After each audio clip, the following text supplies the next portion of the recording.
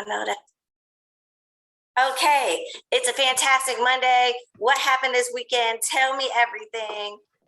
What happened? Or any ahas from James Schiff for script practice today? For script practice, they just really talked about questions you can ask the seller. What was your favorite question? You think I could sell your home? Do you think I could sell your home? You think I could sell your home? Right. For the most amount of money. That part. I know that's right. What else? If you were to move right now, where would you go? Or do you need to sell this home to buy another home? And you know why that's a great question? Because that takes them into that positive future that we talk about. When you're talking with sellers and they want to sell their house and they're talking about their big why, usually their why is, I want to sell this house to go buy something else. So what are you looking for? And why is that important? Why is that important? Why is that important? Because we go 3 deep on the whys, right? Boom, boom, boom. 1, 2, 3. All right, fantastic. What else?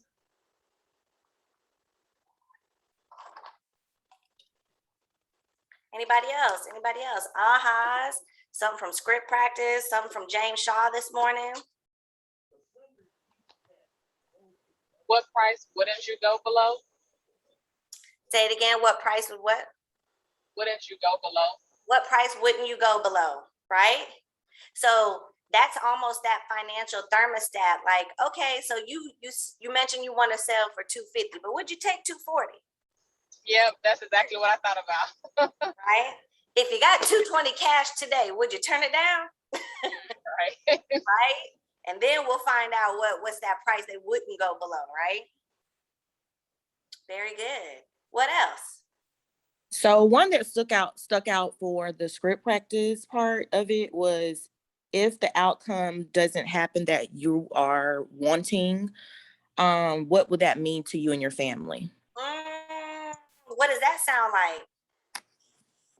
That sounds like that negative future, right? Yeah. That's that negative future. Okay. So if we do get you sold, and if you sold your house, where would you go? But why is that? Why is that? Why is that important? And now if we didn't sell, what would happen? And why is that horrible, horrible, horrible? Right? So you see how these questions fall in line with that positive future and that negative future, because that's that story that we're helping them work through in their head, right? What else? Ooh, these are fantastic. What else?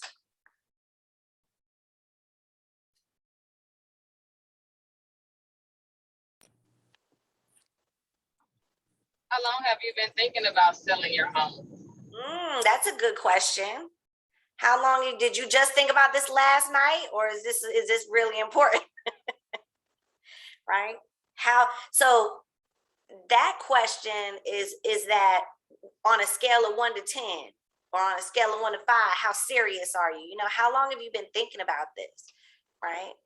That kind of put me in the mindset of how we rate the buyers, like, you know, A, B, or C.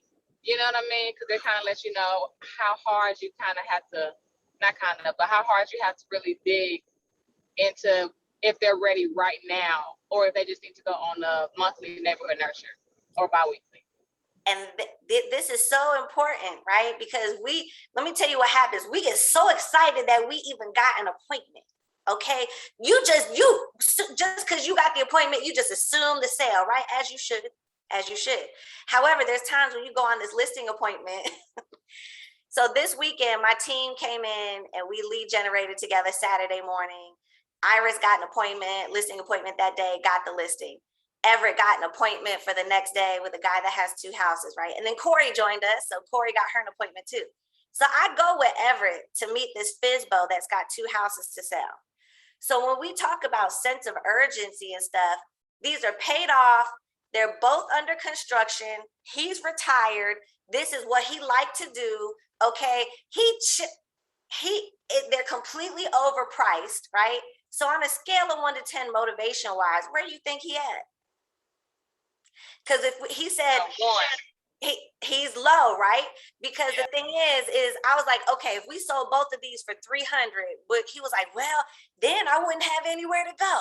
You know, I'd rather just sell one, and then it was contingent upon some doctors. The man got money. He got money, okay, and he know how to move money, okay, around. He got 42 rich dad, poor dad books in the house, right? So he's retired. He does projects all day long. Okay. So on a scale of 1 to 10, he's serious. And he said it. He says, hey, I could sell them. I could do owner finance. I could hold them for 3-10 years, wait till they're worth $500,000. He was like, I can change my mind at any time. He said it twice. I can change my mind at any time. Okay, sir. Thanks. So what I'm going to do is and this is an hour and a half later, and I can't wait to get out. And Everett just wants to keep talking. I was like, oh, I got a 3 o'clock. I'm going to just leave y'all here, okay? And I'm going to see y'all later. His sense of there's no sense of urgency there. Even if we found him 2 buyers right now, he wouldn't take the deal because he ain't got nowhere to go and nothing to do. All he want to do is projects all day, right? So this script practice, these seller questions, is how you find out. Because you could get to that appointment and Everett kept hitting him with the, I want to let us list the property. He's like, bro, I'm not letting you list the property. Just bring me a buyer. I'm not doing that. I'm not doing that. I'm not doing that. So the more questions we ask, the more I'm finding out that he doesn't have a sense of urgency. He doesn't have all this and that. So when you get to that appointment and you're so stuck on doing your listing presentation, you may not hear what this man is telling you. You have to ask a lot of questions. We didn't even have to go through the presentation. Soon as we had said anything about comps, he pulled out his iPad and he pulled up every comp in that neighborhood and the neighborhood next door. So just because you have this listing presentation in your mind and this, I'm going to go over the CMA, I'm going to say this and that, when you get there and ask questions, that's going to determine how that appointment's going to go. And the more questions you ask, the quicker you'll find out on a scale of 1 to 10, is this a priority or not? Because every listing appointment is not a priority listing, right?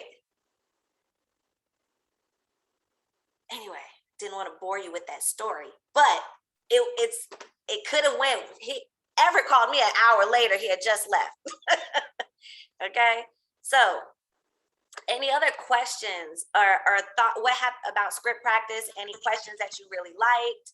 Anything y'all want to share from James Shaw? I did like one. Oh, go ahead. Yeah.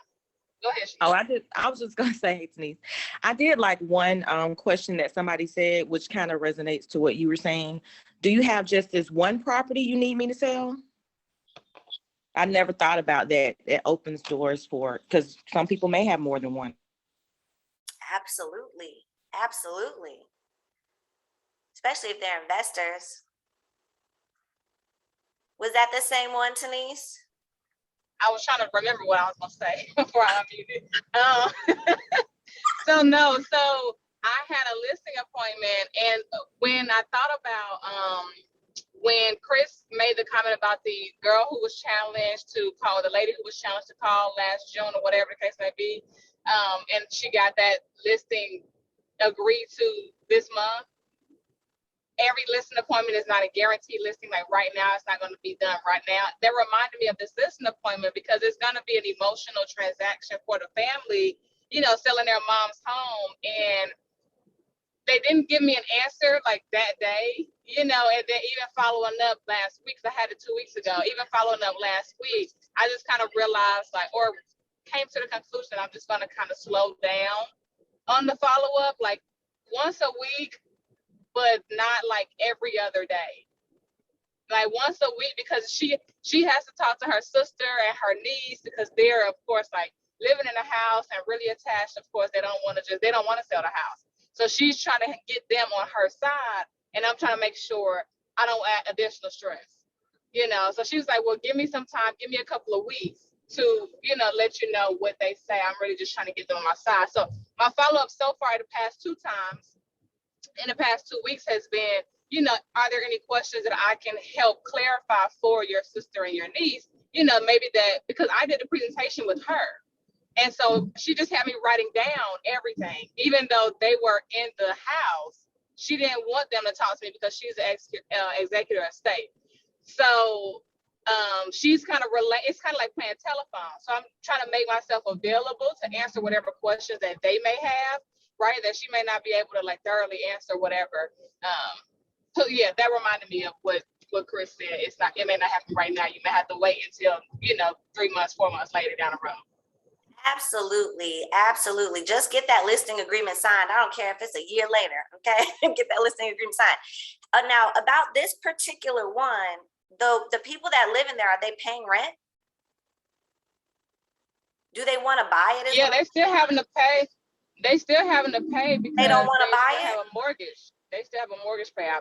I don't think so. I don't think the sister who I had a list presentation with, she said she just tired of seeing the house look like this. The house need to be fixed, and the people who live there don't want to take care of it, and so she just wants to be done with it. She wants to just sell it. Like, they're not taking care of it, even though their family, like, she's like, I don't want to keep driving by here and I see my mama house looking like this. So I just want to sell it, and I need to get them on my side. I got to split the money with them. So, I mean, that should be good enough. She's like, but I'm just going to keep talking to them to get them on my side because it needs to be sold. I'm just tired of it. So I feel you. One more thing you may want to bring up to her is to say, hey, if they need some assistance finding somewhere else to go, you can help with that as well. Oh yeah, I said that. Okay, good. Because I'm like, listen, if they're about to come into a little bit of money, they run them through Divvy. The exactly. Right? So yeah. I would just, like you said, like, you ain't gonna be all, just let her know, hey, I was thinking about you. I thought about this option. Hey, thinking about you, thought about this option. And just like you said, not every listing is going to be right then. Like, here, I'm ready. I'm packed up already. Especially when it's an emotional transaction for them. Now, let me ask you this. Where did that listing come from? From me farming the area where my first listing was. Yes. Yeah, so the first postcard, whatever I sent out was just about the listing, just listed, whatever. And then the second one last month was this little rainbow, we're all in this together. This too shall pass. Don't hesitate to reach out if you need anything. And then it had the listing on the back. And so she called you off your postcard. Yeah. Mm-hmm. And it went right to my command because I have my Twilio number set up on there. So I didn't even have to add her to command. So that's starting to work out for me. So what we all know is listings in itself is lead generation. When you have a listing and you're marketing your listing, you're doing your open house, you're doing your postcards, you're doing your circle prospecting, that turns into business. I had one listing like a year ago. It was from a postcard I had sent probably 5-6 months ago. And he was like, yeah, I held on to your postcard this whole time. I was like, oh my God, thank you. In the chat, where do you get the addresses to send your postcards? That is a fantastic question. There's lots of different ways you could get the addresses. You could get them in command. So in command, when you go to designs and you hit design, instead of designing, or you can go to campaigns. Well, you might want to design you could design it in design, but when you go to campaigns is where you could hit mailers, and then you can choose the area, you can choose the people, the neighborhood you want in there, how long they've been in there. Like, you don't want to send them to people that just bought 6 months ago, or maybe you do, right? Right, maybe you do, because I just listed one that the lady's been living in the house 4 months. She's like, actually, I don't like this one. Let's sell it. Oh, right. Wow. Yep. So command, you can do everything in command, directly in command, design it, find the addresses, order them, they'll print and ship them for you. Okay. You can also get addresses from the tax records. So if you go into the tax, like CRS tax suite and hit prospecting, you could pull up a neighborhood and get all those addresses. You can also there's other companies that do postcards. They have Every Door Direct where you can get on a mail route and the mail carrier just throws them in there as they go. I use one is called Corefax. Corefax has a cool QR code on it and they can scan it. They provide addresses for you. So actually I just did a postcard with Corefax, but I took the addresses out of the tax record. So I didn't pay for the list. I just got it for free. So there's lots of different ways to do it, but definitely the thing with mailers is it has to be a consistent thing. You know, you definitely just don't throw one out there and it's like fishing. It's like fishing. Like you can throw it out there, but that don't mean a fish gonna bite. You know, sometimes you gotta throw it out there a few times. And sometimes you gotta have the right bait, which I learned while we were out at the Leadership Berry College thing, because Jason Barnes and Terrell was pulling fish and Adrian was pulling fish out that lake like they were jumping out the lake. And I'm over here with my little gummy worm. My gummy worm ain't doing nothing, but they got this one that got all these hooks on it. As soon as you throw it in there, you fish just walk by it and just get stuck to it. So the bait got to be right, is what I'm saying. Okay. So you may send a postcard, but if there's not a call to action on there, scan this QR code to find out how much your house is worth today, or go to this website and put your whatever. It's got to have a call to action on it, right? Can't just be like, hey, these houses sold in your neighborhood. Okay, bye. That's like having a conversation with somebody and not asking for the appointment. Oh my God, you want to know how much your house is worth? That's amazing. I'll send you an email. Okay, bye. No, let me come over. We need a call to action. We need to get them to call you or text you or scan something. Now, they're more likely to scan something than they are to call you. So if it's like, ooh, call me for more information, less likely to call you. Scanning something is not personal. If they call you, that you're going to be on the other end of the phone and they think you're going to convince them to do something they don't want to do or pressure them. You want to sell your house? You want to sell your house? You want to sell your house? No, they just want to scan something and see what it is. And Allie, tell them when they scan it, it sends a message to you to let you know that they went in and scanned and opened and searched. Yes, it does. It does. They can go so far as to register. Even if they don't register and they scan it, it still lets me know. I got a stack of note cards in the car that I did this weekend. A couple of them are from that postcard. And so I know that they scanned it. I'm about to send another round of postcards. Oh, you want to click on something? You want to scan something? I'm about to send you another postcard. Right? You got a farmer. Typically, they say with postcards, you want to be invested a year and a half. A year and a half and doing it 18 months to be consistent. So to give you a story, I used to teach this class, Never Ending Referrals, where we learned about DTD2. And one of the stories was Mindshare. And it said they chose a neighborhood and it was a marketing company. And they asked everybody in the neighborhood, who's your go-to real estate agent? And some people didn't have anybody. They may have named somebody, whatever. So for 6 months, I think it was 6 months, every month they sent a postcard about this fake agent. I think his name was Frank, fake agent Frank, right? And then after the 6 months, the marketing company went back and interviewed all the people and they said, who's your go-to agent? They're like, Frank. Frank is my guy. Frank is not a real person. Okay? They only think Frank's their agent because they've seen Frank's postcards coming through every single month, right? So now they have a relationship with Frank, okay? Put your picture on there. So when they see you, they see you. I guarantee people will identify Trey Cooper's bald head from a mile away. If they got with them shoes, and they know that's Trey Cooper. If they follow him on anything, any platform, any postcard, everything has his face on it, okay? So you're gonna notice him, okay? So don't hide yourself. Don't be a secret agent, okay? Get the best Facebook picture you got, headshot, whatever, it don't matter. Stay consistent in your marketing so they recognize you, right? Okay. I have a question, Alicia. Yes, ma'am. How often do you send out mailers if you choose a particular neighborhood? And then the second one is just for me, I've never sent out mailers yet. There's a lot of subdivisions around. And I know I can't, I mean, should I have a mindset of trying to attack, as many as I can? How do I funnel that? Which one do I choose? Do I start with my own, even though I know there are other realtors that live here? So,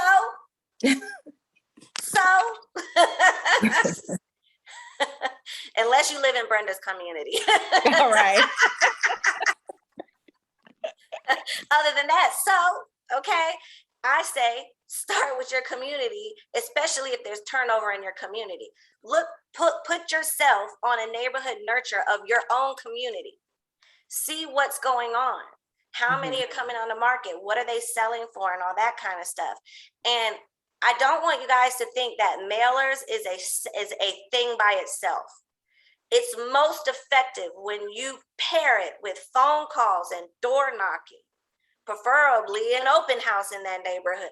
You know, it's mailers are just one part of this process, right? And so starting with your neighborhood, if you live in a neighborhood, get you some shirts that say, ask me about real estate, get you a dog, go walk that dog every day outside or whatever, you know what I'm saying? Or just get out there and walk outside every day and get to know your neighbors. And you can use the script, hey, I'm your neighbor, okay, and I'm also the local real estate agent, and I'm creating a VIP vendor list. Right? Get to know your neighbors, who's who, get some info from them, get their email address to send them back this vendor list, right? And you make a presence in your neighborhood.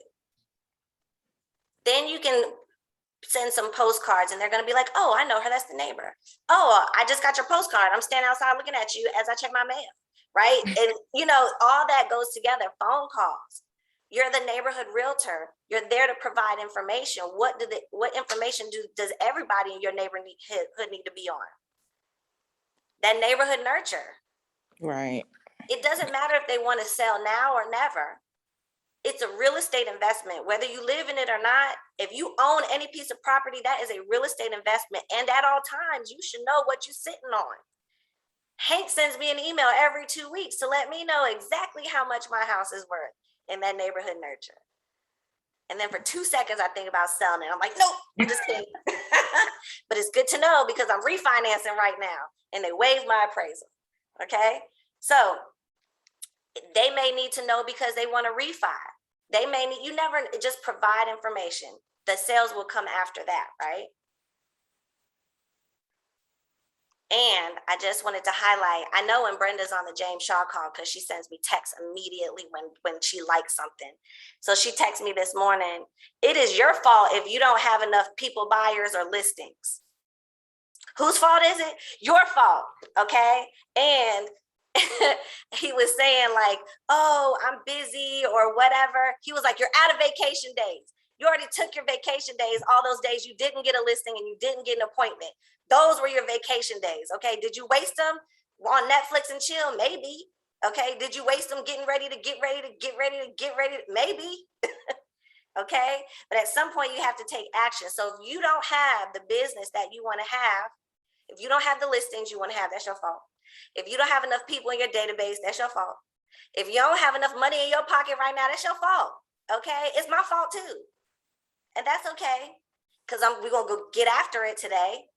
Okay, that's what we're going to do today, because it's a money-making Monday, okay? Thoughts, questions, feelings. If you need help on what to do today, this week is one of my favorite sodas, A&W root beer. A&W is your week letters for this week, A&W. So pull up your database. Everybody last name A. Everybody last name W, go through your phone and reach out to everybody and just have a care conversation. How you doing? How you doing? You can do a Wendy Wood, how you doing? However you like to do it, okay? But so let's start some conversations today. What's the amount of conversations you should have today? 20. 20. If you make 20 phone calls and you have 3 conversations and you do 3 note cards, will you hit your 40 points to make $100,000? Yes, you will. Okay, so this is the beginning of the week. And Hank's got his eyeballs on y'all for this Rockstar numbers, okay? Because my coach for Rockstar is like, oh, okay, you said you wanted to pay, you wanted this program, you paying $1 billion for the program, they're not putting their numbers in there. Got me looking crazy, y'all. Please put your, when we put our numbers in for July, when we first got it, July was our biggest month in production. We did 36% of company dollar for the office. That month that we were all focused because it was brand new. It was like, ooh, doing these points, got it. And in July, we was killing it. And then August, we was like, what? We just slid off. And then, so now we can see the production also doing the same thing. So let's pick it back up. Keep track. It's 40 points a day, 4 days a week if you want to make $100,000. Okay. Yep. So just focus on today. 40 points, 20 conversations, or door knock, or whatever you got to do to get those 40 points. Okay. Any questions, thoughts, or feelings? The only thought I got, because you were What? talking about, the only said I was listening to you about calling your peoples, and I thought about this yesterday because I was sitting down with a friend, and he was like, Everett, it totally slipped my mind that you sold that you sold real estate, and my girl just listed her townhome, and so I was like, what? But I'm saying to myself, like, bro, you follow me all the time on social media and everything. You actually like some of my. How the hell did that slip your mind? He was like, I don't know, bro. I like when she told me that she wanted to sell it and stuff. You know, I didn't think about it, and then when you sent me the stuff for Adonai for my son for football, he texted me. He was like, oh, my girl got a townhome for sale. So I was like, what? You know, what's the address? Like, what do you send me the address? Let me look into it. So then now I asked him, I said, was the house listed? He said, no. But I looked, it was listed. So I'm like, bro, she got it listed with somebody. He was like, bro, I didn't know, or whatever. She just told me that she would want to sell or whatever. And it completely slipped my mind to come to you. Alicia, I was like, oh my freaking gosh. And amount of times he's told me, like, yo, come out, you know, like invite me out. A lot of, like, he's always inviting me out. And I thought about it, and I was like, you know what? It's my fault. Because of now the times that he's inviting me out just to sit down, like, you know, just come chilling, whatever. Because my boy from New York. So I know him. But not, you know, like, I don't know how that slipped, Alicia. You know what I'm saying? It happens, you know. It's not their job to remember. It's our job to remind them, right? And we're in a relationship building of business, and sometimes we take for advantage the relationships we already have. I think that's what I did, because he always invites me out, and I'm sitting here like, yeah, you know, I'll catch you next week, and I get busy. I'll catch you next week. I get busy. And it's kind of like, oh man, I hope he didn't feel like I was just brushing him off. And now that when he got this thing, you know what I'm saying? And I'm just like, oh, huh? Too busy. I was too big, exactly. So I was just like, that's the, now I really see like the importance of really sometimes touching back your database and getting connected. So yeah. I'm glad you said that, Everett. So, hey, everybody, I want you to go and call all your friends today. Call all your friends and say, hey, guys, so I was in my coaching class this morning and I heard a story that this guy's friend. Wait, why I gotta be I just want to make sure this don't happen. Tell him it was I just want to Everett. remind you one more time. Use Everett's name. It was Everett. His name is Everett. I'm just kidding. No face, no case. Don't say Everett's name, but just say, hey, one of my coaching coworkers or my coaching agent friends, this is what happened to him. And hey, you know what? I don't want this to happen to us. So That happened to me, Everett. I want to share a quick story too. Now this is my best friend from college, but because we live in different states, I never did a call to her, but we do Marco Polo. So she knows what, you know what I'm saying? She knew when I was in class, you know, whatever. But I think I never told her like, hey, I can still help you even though you live in North Carolina, you know? So I never pushed that. And I know she was talking about, you know, I'm trying to look for a house, da, da, da, da. The next thing I know, she's sending me properties like, what you think about this? And I'm like, she's already signed with an agent. And I'm like, dang, I could have at least got that referral. But that was, yeah. You know what? It's times like that where you be like, dang it, shoulda, coulda, wouldas, right? Yeah. Well, now is the time to make up for that, right? So today, call all your friends, call everybody you know, even if you think that they know that you're a realtor, let them know, hey, I'm just calling to be just 100% sure you don't need anything from me right at this moment, or does anybody you know need anything right at this moment? Because my goal is to help 25 families buy, sell, or invest in real estate. And you know, I'm like But if, 4 short. if I would have had that conversation last month when he invited me out, because there's something called, I don't think everybody knows on Sunday, but there's something called Rum Punch Sundays. And every Sunday, like almost every month or once a month or Sunday, he's asking me to come out. And I'm just like, dang, if I would have went to probably one of those Rum Punch Sundays. Huh? No, I'm sorry. I was trying to talk to somebody in the chat. Keep going. Oh. You should have went out, hung out with your friend. Yeah. The one Rum Punch Sunday would have got me a listing. That one day that you hang out with your friend, you could have got you a listing, right? So everybody reach out to your friends, your friends' friends, your past friends. And even if like that one guy that said he had a stack of old business cards from 10 years ago, those are other business owners. So if you got a hoarder stash of some business cards, go grab those and just start calling them, how's your business? If you found a card from mine 10 years ago, it's the same phone number. You can find one from 18 years ago, same phone number, but it's blue and it folds out. That's my first business card. Okay, so today we're gonna reach out to all our friends and family, even your closest friends and family that know you do real estate. You need to let them know you got a goal, and we're starting now. You're starting your 2022 goals now. Because like Shanika said, and Denise said, these are not, sometimes it's not right now business. It might be a little bit later, and we need to pop off in January. So you need to start now, okay? So let's start working on our 2022 goals. Let's have some conversations, okay? And it's a Money Making Monday. Any last final thoughts, questions, feelings? Y'all know what to say, right? How you doing? Do your best Wendy Williams impersonation, okay? Let's just start there. All right, you guys, let's take a deep breath in.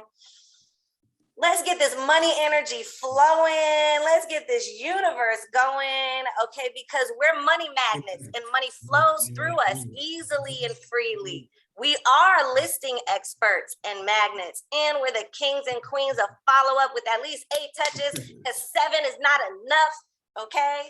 All right, now y'all get after it. Y'all got your inspiration. Now it's time to perspirate and sweat. Okay, be nervous, it's okay. You will make it through the day, okay? Heart you all. Have a fantastic day. Thanks, Patricia. Bye. Never had a big heart back.